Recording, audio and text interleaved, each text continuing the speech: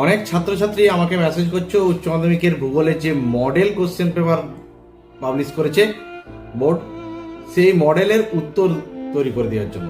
দেখো, এই কম সময়ের মধ্যে উত্তর তৈরি করা কোনো মতেই সম্ভব নয়।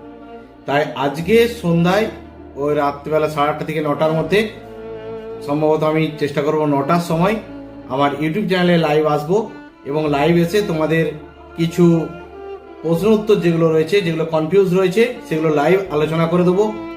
কোন প্রশ্নের কতটা উত্তর লিখতে হবে, কোন প্রশ্নের কত নাম্বারের জন্য কতটা উত্তর প্রয়োজন, সেই সমস্ত কিছু সব আলোচনা করে দেবো আজকের লাইভ ভিডিওতে।